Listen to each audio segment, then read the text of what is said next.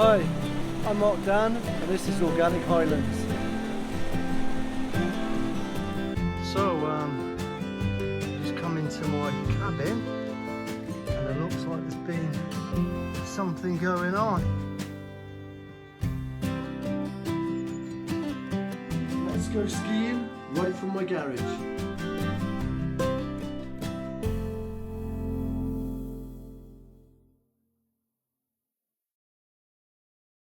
Welcome back to my next episode of Organic Highlands. I've had a great break and done some great filming. I think you'll like what we've got coming up. Got some testing of some organic beer, which I think you'll like. Locally brewed. I've also got the chambered cairn, which is a local one, Coromoni cairn, which is just local to here. Got some exciting stuff around that to do with Vikings, to do with the Grant clan and stuff like that, which is really nice. I've also got the interesting stuff that went on in my cabin. Was there something there when I got back? We'll have a look on the camera footage for that. I'll show you some of the animals and stuff as well around the area. I've got a little bit of another skiing from the garage as well, which is quite interesting, which would be good to see, and we'll have some fun. So I hope you enjoy this show. I've got loads more to come. I'll do one whenever I can. Just keep watching, subscribe, hope you like it, share it, just enjoy it, and catch you later. Bye.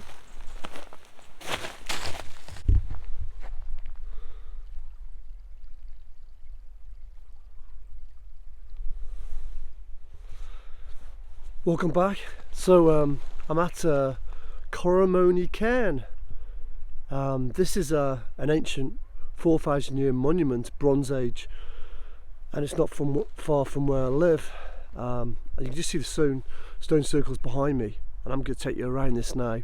I've got a few little good things I'm going to show you on this little bit of a clip. We're going to go to this cairn here, but then we're going to go to a monument for a Viking that was in the area. Well, Vikings were prolific in the area, but there's one that's just in the side of the hill here, which is really interesting. I'll tell you a story about that as well, and I'll tell you a story about some of the Grant stuff, the old big house and things like that, which are really interesting. So I hope you enjoy this little bit of a clip, and I'll walk around it now for you. So here we are, Coromoni chambered cairn, and I'll just show you the aspect of getting into it. You've got like I think they call them the old kissing gates, you know, these ones where they swing open. So I'll just go through here, no kisses, but I've gone through. And this will just tell you a little bit about the cairn here when you come in. You've got the obviously the display here, which shows you how it was when they excavated it, and they only excavated this chambered tomb. I think it was just in the mid 1900s, 1952. So you can just see 1952. They actually levered the capstone off, and they found just sort of this, which is just like an impression. They say of a lady. They don't really know a massive amount about these chambered cairns, because obviously they've been 4,000 years old. They've been opened maybe before there were like the pyramids. They've been robbed, taken. So, and also people could also put bodies in to bury after the events of whoever was in the first place. So a lot of things could have gone on through history with these things. And there you go, just tells you a little bit about it there if you want to have a quick look. Also, this is what I'm going to show you later. It's not far from a burial mound. If you see here, not a burial mound, a battle that happened in the Drumnadrochit between some Scots and the Danish Vikings. So I'm going to tell you a little bit about that. It's very interesting about Blood Moni, the Danish prince. So I'll do that when we get to it. But let's have a little look at this now. Let's have a little wander just over this bridge. Okay, so I've just come over the bridge, and as you see, it was very similar to the ones I showed you on the last video, the clava cairns. And if you look, there's the entrance, here's the tomb itself, circular, and there's a place on top, I'll show you, where the capstone goes on over the top, and it's surrounded, I think there's 11 of these stone circles. I'll have a little walk around in a minute, but let's go inside. Let's get inside there. You can just see the other ones before didn't have this top bit, so I'm gonna go now. Let's just have a look. Let's crawl in. You come in with me. Let's go down.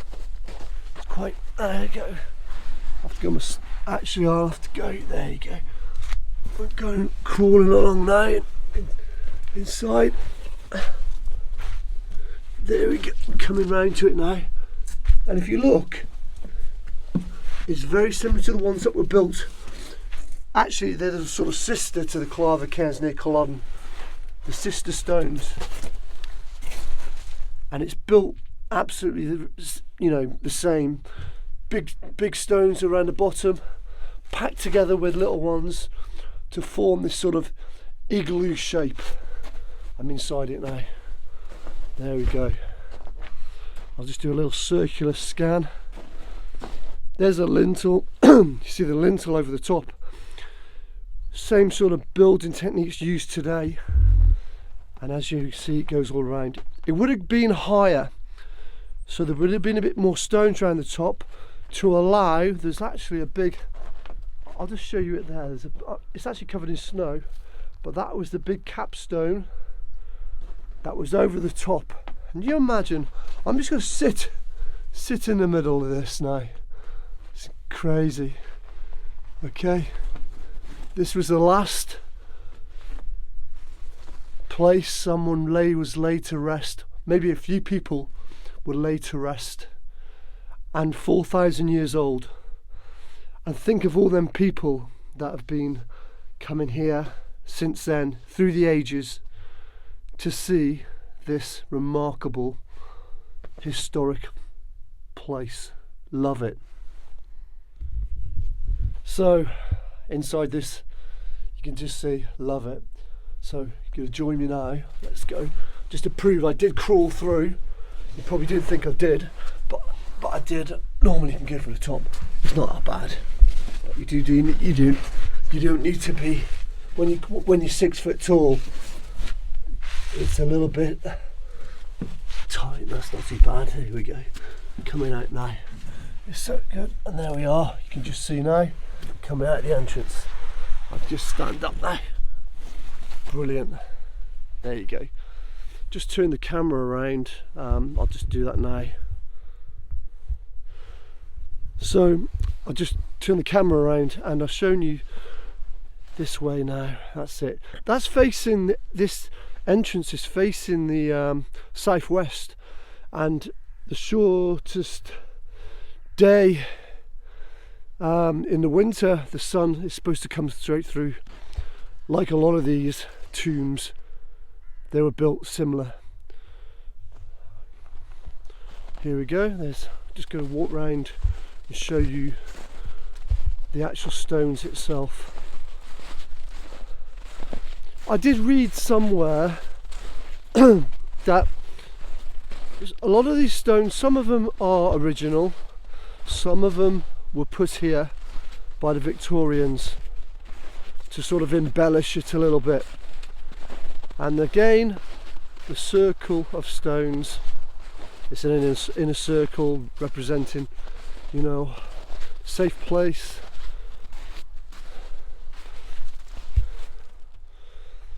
Just going around showing you these stones. Here we go. There we are. Oh, just show you this. This is the capstone. There's the capstone there, if you see. Lovely setting today. The lighting's really nice. We've had a really sunny morning, but this looks like there's some cloud coming through. maybe a bit more snow, and it just gives a really nice effect on the lighting. It's really nice. Beautiful day. And there's the capstone, and as you see, these are the rest of the stones. I'll just bring round. I love days like this. It's really cold and crisp. It's beautiful. This is another thing I always find here as well. You always get like these pagan-y sort of, you know, reefs. People coming to like celebrate the night and things like that, and they tie them to the area, and I see ribbons, tartan ribbons and things like that. You know, it's quite a place, to be honest. So lucky to have it on our doorstep. And I'll put a map of where it is and location. I'll do it at the beginning of this so you can see where we are. So I hope you enjoyed this little bit, and let's zoom off now to the Viking stone.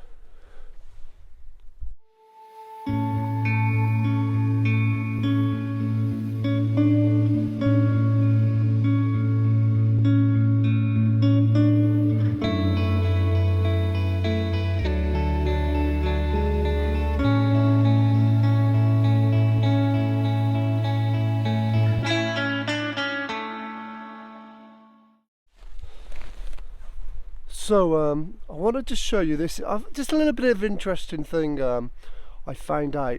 Right, this stone here, it's her name was Anne Fanny Stokes, and she was the only English actually girl that's in this graveyard. It's mainly Urquharts, Chisholms, Grants, because this is a Grants area.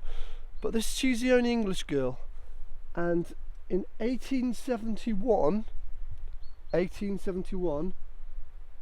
she accidentally drowned at Coromony. So she drowned here, and the story was she was running through the fields and she was going over the normal crossing she would normally do in the burn in the stream, and her long flowing dress got caught in the water and dragged her under the water, and it took her to her death, which is you know, tragic, absolutely tragic.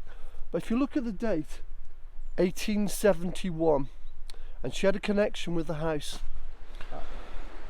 So I've just come from the graveyard, which is over there, and I'm just going to show you the Viking stone. But this is the burn that gets wider as it goes high up the mountain, and faster once you get meltwater coming from it and heavy rain. So this may have even been the area that Anne Fanny Stokes was running across and tragically got killed, got pulled under the water. So I'll just thought I'll show you this area, and we're just going along here now to the Viking stone. And when you come to this Viking stone, it's a sort of, you could almost go past it. You'll see what I mean when I'm walking along to it now, and you'll see what I mean. So here I am at the entrance. Just at the end here, this is like a driveway. So just at the end is where there used to be a massive mansion house, almost baronial castle, but it burnt down in the mid-1900s. But for hundreds of years there was a building there, and I think it was modernised again in the early 1800s. They actually reckon when it was built, the tower, we're 10 miles from Loch Ness. At the top of the tower you could see Loch Ness, and we're 10 miles away. So this, you can imagine, at the end of here, it was impressive. It would have been up here, a big massive castle, baronial style place. Very, very beautiful. I'll show you a picture of that. Just a quick one as well. Typical, as the entrance to coming up to it, look at these red sequoias, probably a few hundred years old, lining the road. But as we just come to the start of this, you could pass it, you wouldn't even miss it. Here we go. Legend is a Viking stone, a Viking burial stone for Prince Moni, who was a son of a Danish king. And if I look, I'll just walk around it. There you go. That's it. Just come round. It's about 5 foot in height, and it's obviously going to be deeper as it goes in the ground to stand up. But it would have been originally up in the mountains up here. What happened was, the legend says that Prince Moni and his men, and actually his sister, they had a battle in Drumnadrochit. Basically the Scots overwhelmed them and he was really badly injured. They dragged him over the mountain, his men, but he died at the top there, just by a waterfall and a cave, and they marked his burial site with this stone. So this stone was actually moved and located in this spot in 1871. It's pretty coincidental that when this was moved, there was a tragic accident as well that happened literally not far from this spot to Anne Fanny Stokes.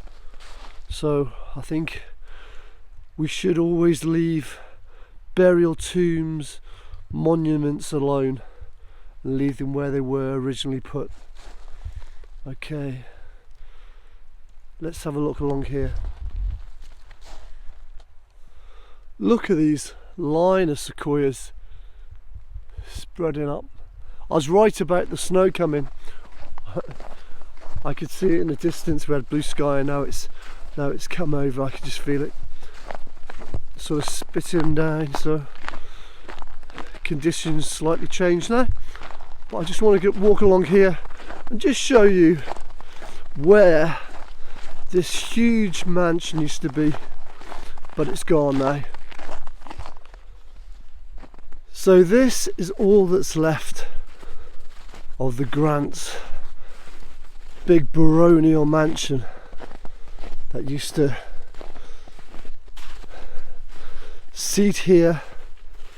There used to be you can just about see them at the bottom here, just here, big fish ponds which would be full of carp, specimen prize carp.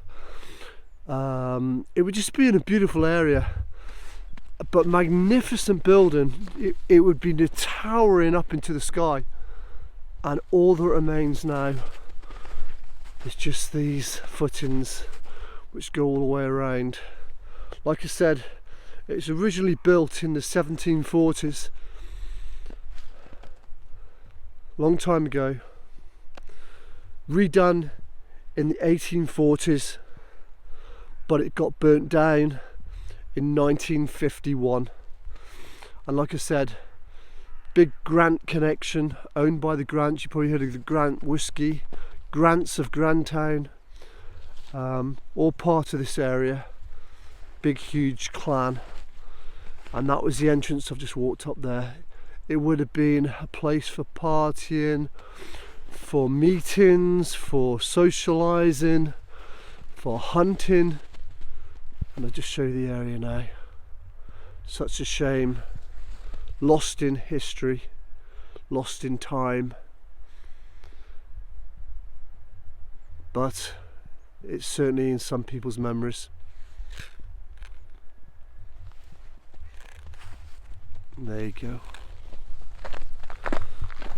I hope you enjoyed the visit to this little area. It's Coromony Cairn, and it's in Glen Urquhart. It's just a beautiful little area. I find it fascinating. We have around in Scotland all this history, thousands of years old. These stone monuments, burial tombs, chambers, and they're left here, and they've also, people have seen it through the ages. But you can also see other eras. You can see the Vikings, you can see coming even more modern. The Victorians played a massive part. They love Scotland, and there's all these signs like the trees, the sequoias. You can just see them. I'm just walking straight past them now, which were brought in for Queen Victoria's reign. It was just a part of time from thousands of years old that is left its imprint in this area, and I love looking at it. And I hope you like the bit with the Vikings, the Viking stone, which was up in the top there. I just think all these things that were happening in just on the doorstep, historically, it's incredible. Here we are, just passing it again now actually, look, there you go. And not just this, you've got all the wildlife. I've passed, I've seen some hares, I've seen all the birds that are trying to get the food because of the snow and ice. And there's actually a wildlife reserve not far away from here as well. So there's plenty to do, plenty to see. And that's what we have, the joys of Scotland, especially the Highlands. So I've just come into my cabin, and it looks like there's been something going on. Got shit on the floor there. I don't know whether it's a squirrel or what, but whatever it is,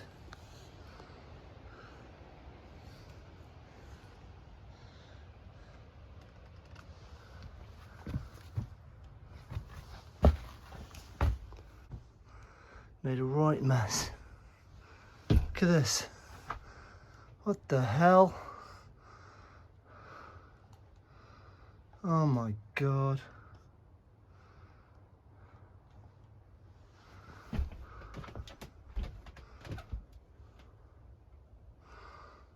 at this. Don't know what's done this. Right mess. Unbelievable. What the hell?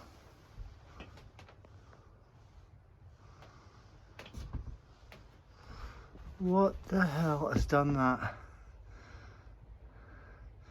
Looks like a squirrel maybe. Would a squirrel take the... Oh god. Does it come from up there? I don't know. I don't know. But it's bloody pain in the arse. See if I can bloody try and sort this out. Oh. I've set up my night vision camera. I'm going to leave it here because, as you saw earlier, something came into my cabin and made right mess. Absolute right mess. I don't know where it came from. There's areas where it made a mess, and lagging and stuff came down. It chewed loads of stuff. So I think it's got inside here, whether it's a little mink or a pine marten or a squirrel, I'm not sure. It obviously left a mess on the floor, which you saw. It might not come in again, because it looked like if it did get in one of the corners or got in somehow, it looked like it was in a bit of a frenzy to get out. So I don't know, but it'd be so interesting. Let's see if we can find what it is. I might not get anything. It might not nothing come on at all, but you never know. If you don't try, you don't get. So I'm going to give it a go. I've got the night vision camera, night camera on, sort of in the area where it seemed to be made the most mess, and let's see what happens.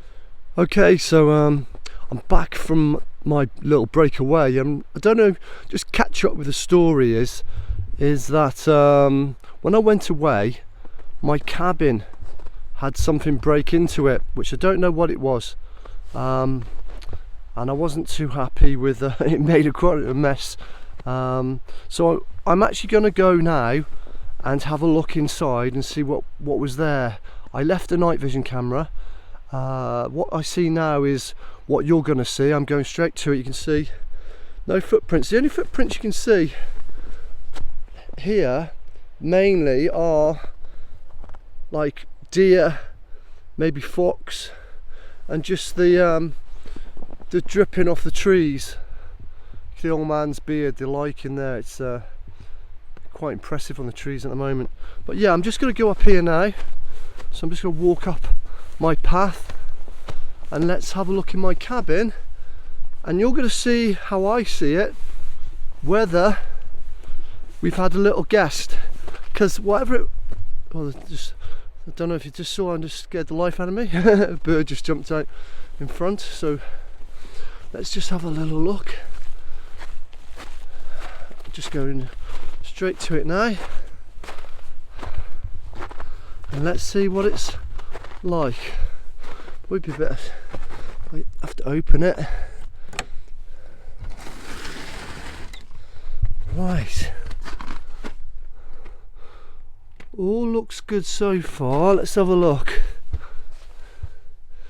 There's my night vision camera. Look, the roof and the ceilings are good. Nothing down, so I don't think there's been anything in here. Let's have a look down here. Nah, nothing. I think we're lucky. You never know, so I'm going to take a look at the night camera just here. I'll take that off and then we'll have a look and see if we've got anything at all. I don't know, there could be maybe a little mice or something as well that might come in, but the big thing, either mink or pine marten, I don't think came in again. I think it just came in, maybe saw a mouse in here and try to catch it in the cabin, but it hasn't come in again, whatever it was. So that's a good thing. I didn't want to come back to a mess. So I'll catch you soon. Thanks a lot. Okay, so you can see, got my night vision camera up again, and let's see what happens. I got some footage I'm going to show you from the last time. Just after all this, this clips and things, I'll show you what I got last time. And I've left this up now because I've just seen the tracks. I've just shown you.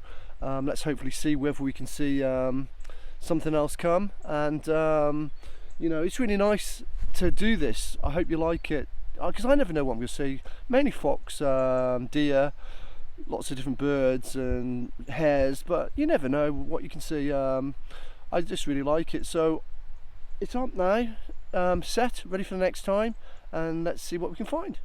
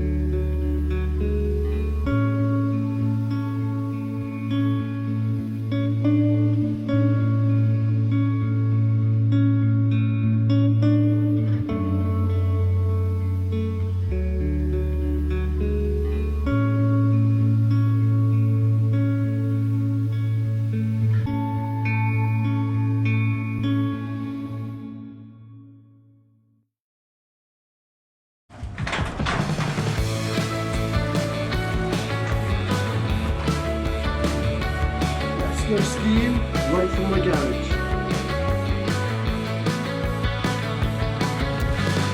Yes, I'll come back to you. No, I won't ask where you run under the sun.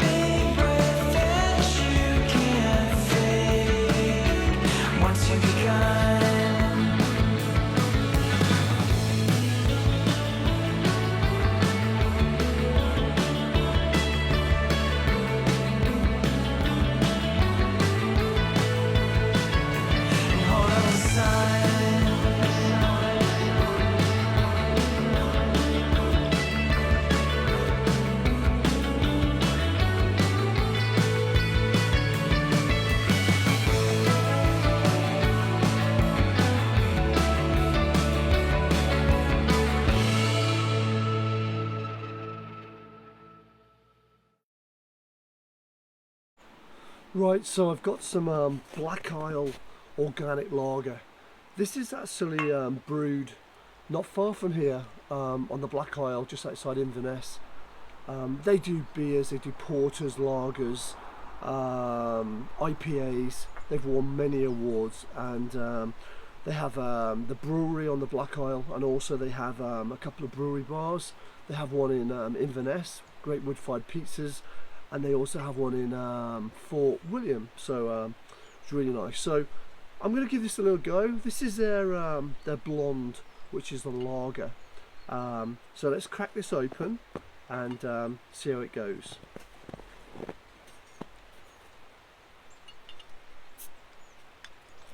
Nice and easy to open. They do really nice glasses, by the way. This is I think it's a local artist designed it for them, and it's come up pretty nice. If you can see, it's really well embossed. I'll do a picture of that later for you. Here we go, Black Isle Blonde. Let's give this a taste. Nicely poured. Certainly a cool day to have a beer. There we go. Looking good. I like the effects of the, you can just tell with a lot of body to it, with the head on the beer, which is good. Straw colour. Okay. Oh, you can just smell. I don't know what it is with organic beers, that they tend to just give you that flavour of the fields, of the countryside. Naturally, it doesn't seem to be too many horrible elements in them. This is why I keep going on, harping on about organic all the time. So let's have a taste.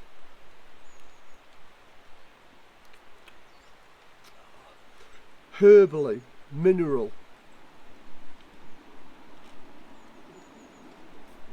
refreshing.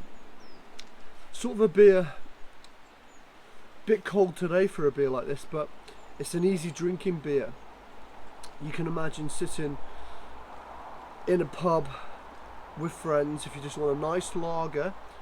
Tastes very fulfilling, very nice body, very, easy drinking basically.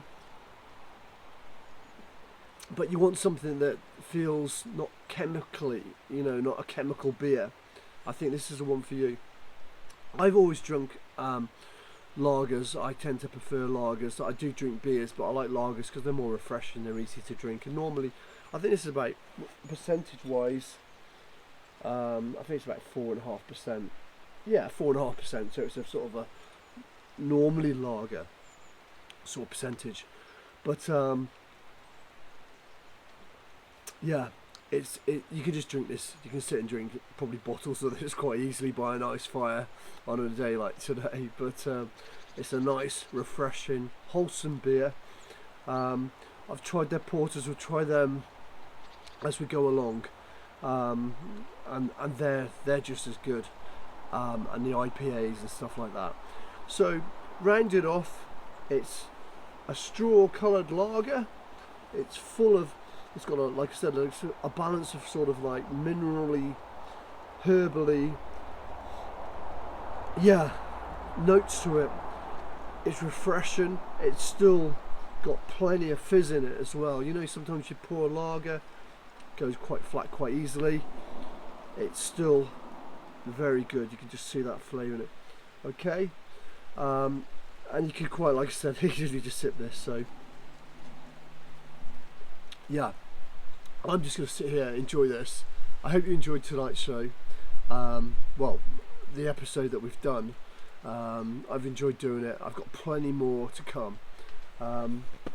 Reviews like this, good beer, an evening by the fire. I think I'm going to have a nice night.